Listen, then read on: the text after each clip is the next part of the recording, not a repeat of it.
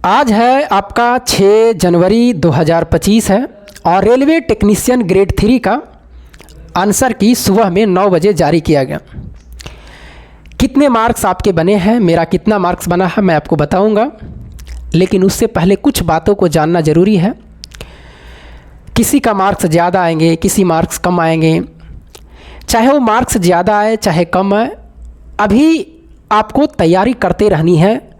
हो सकता है कि कहीं ना खुदा ना खास्ते नॉर्मलाइजेशन एक बहुत बड़ी फैक्टर रखती है और नॉर्मलाइजेशन में क्या किसका होगा कोई नहीं जानता। तैयारी आपको नहीं छोड़नी है। मार्क्स अगर कम भी आए हैं तो आपको लगे हुए रहना है, ज़्यादा मार्क्स भी आए हैं तब भी लगे हुए रहना है।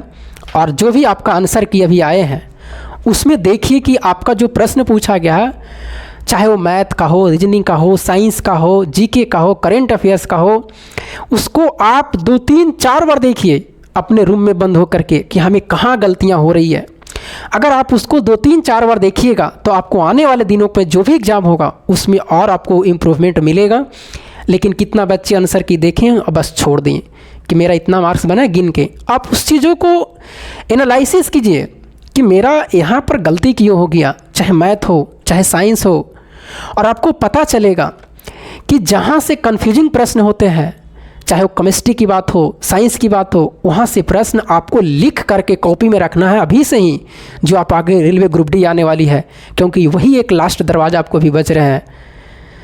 तो एक काम आप ज़रूर करिएगा, अपनी प्रश्नों को देखिए और जितने भी सारे शिफ्ट में इसमें एग्ज़ाम हुआ है कहीं से भी प्रश्न मिला उसको आप ज़रूर देखिएगा। आइए हम चर्चा करते हैं, ज़्यादा चिंता करने की बात नहीं है, सारे चीज़ पर मैं आपको बताऊँगा। अभी मेरा जो मार्क्स बना है, मैंने 95 अटेम्प्ट किया था और मेरा 11 गलतियाँ 84 सही हुई है। कट छट के जो मार्क्स बने हैं 81.35 करके कुछ आएंगे, तो इतना मार्क्स मेरा बना है, रहा मार्क्स बना है। बाकी अब नॉर्मलाइजेशन में देखा जाएगा, किसी का घट भी सकता है, किसी का बढ़ भी सकता है, तो वो आपको नॉर्मलाइजेशन पर फैक्टर करेगा। अब यहाँ पर हम बात करेंगे आपको कि आपके जो मार्क्स बने हैं वो आप अपना सही एक्यूरेट बताइएगा, और आपको ज़्यादा चीज़ उसमें नहीं बताना है। बस आपका जो मार्क्स रहा, मार्क्स कितने अटेम्प्ट किए थे, कितनी गलतियां हुई थी, ये बताना भी ज़रूरी है ताकि पता चले। और उसके बाद में आपका जोन कौन सा, ट्रेड कौन सा, क्योंकि अभी कटअप बताना ठीक नहीं रहेगा। कितना यूट्यूब चैनल तो कल ही से कटअप बता रहे हैं कि आंसर क्रियल जारी हो गया, 5 ही तारीख से बता रहे हैं, और इतना कटअप रहने वाले हैं, लाइव वीडियो चला रहे हैं। वो सब फालतू के चैनल रहते हैं, उस चक्कर में ज़्यादा नहीं पड़नी है।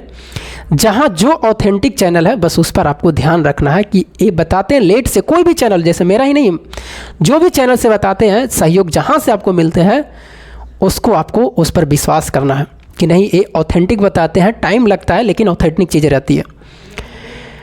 तो चलिए बाकी अब हम बताएंगे, आप अपना मार्क्स बताए हैं, बाकी आपका भी सपोर्ट रहना चाहिए, हमें सपोर्ट करिए। जो भी है वीडियो को लाइक करना है आपको, और जो भी सब्सक्राइब वगैरह करके रखिए, आपको हमेशा मैं आपको काम दूंगा। उससे पहले मैं आपको और एक चीज़ बताना चाहता हूँ। अभी ऑब्जेक्शन को आपको देगा कि जो बच्चे के मार्क्स कम आए उसके बारे में ही हम बताएंगे। ऑब्जेक्शन को आज ही से चालू हो गया है। जिसके भी शिफ्ट में अगर लगता है प्रश्न गलत है, हमने सही दिया है और रेलवे गलत बता रही है, आपको ऑब्जेक्शन ज़रूरी करना है, क्योंकि एक नंबर, एक पॉइंट इसमें मेरिट पर आपको फैक्टर करेगा, क्योंकि एक पॉइंट से भी आप छट सकते हैं इसमें, और इसमें डायरेक्ट मेरिट बनने वाली है आगे। तो अगर प्रश्न आपको डाउट लगता है तो आप ज़रूर ऑब्जेक्शन करें, किसी के बातों में न रहें कि आपको इतना मार्क्स, जैसे आप मेरे को 81 पॉइंट कुछ है और कोई कहता है कि ये प्रश्न गलत है और मैं इस पर ऑब्जेक्शन करने वाला हूँ, चाहे वो रेलवे कुछ भी करे, लेकिन हमें डाउट लग रहा है कि ये प्रश्न गलत है और मैं इस पर ऑब्जेक्शन करूँगा। ये 27 दिसंबर सेकेंड शिफ्ट का एग्ज़ाम है 2024 का, जिसका भी होगा ये प्रश्न को आप देखिएगा कि क्या ये गलत है कि सही है, आप भी बता सकते हैं। बाकी आपको भी अगर कोई रहता है मार्क्स क्वेश्चन रहता है तो आप भी ज़रूर उस चीज़ों को ऑब्जेक्शन करिएगा, उस पर भी हमें हो सकता है तो एक वीडियो बनाएंगे। देखिए इसमें और यहाँ पर देखना है जिसका मार्क्स कम आया है, मैंने जैसे जैसे वीडियो में बताया है तैयारी करने के लिए रेलवे ग्रुप डी के लिए, वैसे वैसे अगर आप तैयारी करते हैं, क्योंकि लास्ट गेट अगर यहाँ से जो भी छटेगा, चाहे वो एएलपी हो, टेक्नीशियन हो, सारा बच्चा जाएगा रेलवे ग्रुप डी में। आप अपने आंसर की को देखिए और उसको देखिए कि कहाँ कहाँ हमें गलत हुआ है, कौन सा मैथ में चीज़ें गलत हो रही है, कौन सा रीजनिंग में हो रही है, कौन सा साइंस में हो रही है, उस चीज़ों को नोट करके और आपको उस वीडियो को देखनी है। और हम तो भी क्या करते हैं ना, एक दिन में 2-2 3-3 चैप्टर ख़त्म कर देते हैं अगर जो चीज़ मेरा डाउट रहता है तो। उसकी प्रश्न से, चाहे जहाँ से हमें मिले वहाँ से हम करके और उसको निपटाते हैं। आप भी ऐसा चीज़ करें और जितना बार पढ़िएगा, जितना बार प्रैक्टिस करिएगा, जितना बार थ्योरी, ये नहीं कि प्रैक्टिस करना थ्योरी को छोड़ देना, ऐसा नहीं करना है। आपको पूरी सिलेबस को पढ़ना है, तब जाकर के परफेक्ट होइएगा। और चिंता नहीं करना, जो बच्चे नए हैं, जो पुराने हैं, उनको तो क्या है ना कि उनको तो, जो पुराने बच्चे हैं उनको एक्सपीरियंस रहती है, उनकी मार्क्स आएंगे। मैंने 1-2 बच्चे से बात, जो मेरे साथी थे उनसे बात किया, पहले मार्क्स बहुत ही कम आ रहे थे, 65-60, और उसका जब एक्सपीरियंस हो गया है एग्ज़ाम देते देते तो उनका मार्क्स अभी 79-80 बना है इस बार में, और बहुत पहले कम मार्क्स बन रहे थे। मैंने 2-3 गो से बात किया और फ़ोन भी किया उसने कि सर मेरा इतना मार्क्स आ रहा है और पहले बहुत ही कम आता था। तो जिसका भी कम मार्क्स आ रहा है बिल्कुल चिंता मत करिए, आप एक दिन ऐसा समय आपको आएगा कि आप भी अच्छे मार्क्स लाइएगा और लोगों से अच्छे, और उस दिन भी आप कहिएगा कि मेरा सर अब इतना मार्क्स आ रहे हैं। हमें भी पहले यही होता था। तो आप चिंता ना करें, अपनी कमजोरी को देखें कि मेरा कहाँ है और उस पर प्रयास करें। जितना हो सके आपको सिर्फ खाना है, पढ़ना है, लिखना है, सोना है और घर की चीज़ों को, जिम्मेदारियों को निभाना है। इसके अलावा कुछ भी नहीं होना चाहिए। आइए अब हम बात करते हैं इसमें आपको करना क्या है कि देखिए, मेरा जो एक प्रश्न है कह रहा है कि फेफड़ों से ऑक्सीजन युक्त रुधिर हृदय में कहाँ से आता है। ये प्रश्न को जैसे हम पढ़ें तो देखिए इसमें हम लिखे ये लंग्स है, ये हृदय है। तो ये प्रश्न कर रहा है कि फेफड़ा से ऑक्सीजन युक्त, तो ये फेफड़ा है, यहाँ से ऑक्सीजन युक्त जाएगा और फेफड़ा से जो भी चीज़ें जाएगी, जहाँ से जहाँ फेफड़ा से जो भी चीज़ें निकलेगी उसमें फुफ्फुस जरूर लगा हुआ रहेगा। तो इसमें कह रहा है कि फेफड़ा से ऑक्सीजन युक्त रुधिर हृदय में कहाँ से आता है। तो हृदय में ऑक्सीजन युक्त रुधिर फेफड़ा से कहाँ से आता है। तो फेफड़ा में, हृदय में कहाँ से आता है। तो बताइए, हृदय में जो आता है फेफड़ा से, वो फुफ्फुस शिराएं के द्वारा आता है।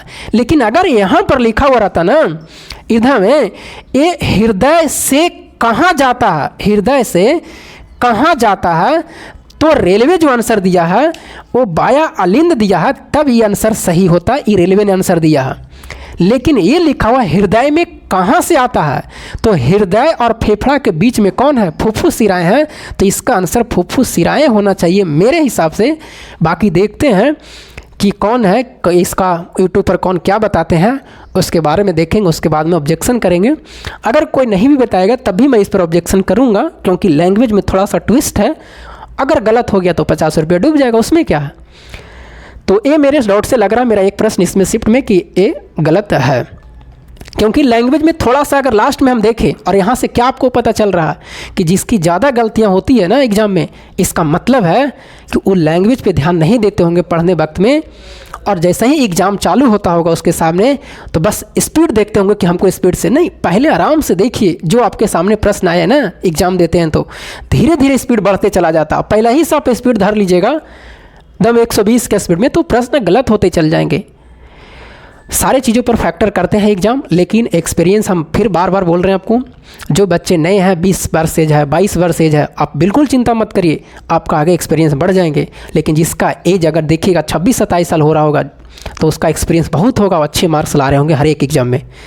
तो आप अगर 22 साल के हैं जो बच्चे, उसका मार्क्स कम आया, चिंता मत करिए। लेकिन जिसका 26-27 एज है और कम मार्क्स आ रहे हैं तो उनकी चिंता के विषय है। और आप सोचिए कि आपका मार्क्स कहाँ कम रहा है, क्या चीज़ें कमजोरी है। आगे रेलवे ग्रुप डी में हमको एकदम निश्चित है किसी भी तरह से मेरा मार्क्स आना चाहिए। इस चीज़ों को आप ध्यान रखिएगा। बाकी चलिए, जो मैंने आपको बताया है कमेंट करके ईमानदारी पूर्वक बताइएगा कि आपके कितने मार्क्स बने हैं। अगर वीडियो मेरी अच्छी लगती है तो आप चैनल को सब्सक्राइब करके ज़रूर रखें, लाइक ज़रूर कर दीजिएगा वीडियो को। फिर मिलेंगे, बाकी जो भी डाउट रहेगी आप कमेंट में करिएगा। अगला वीडियो आपको कटअप पर आएगी। हम कटअप अभी नहीं बता सकते हैं, क्योंकि डायरेक्ट अभी बता देना बेवकूफ़ी वाली बात होगा। हम कल वीडियो शाम तक लोड कर देंगे जितने हिसाब से कमेंट आएंगे। तब तक के लिए जय हिंद।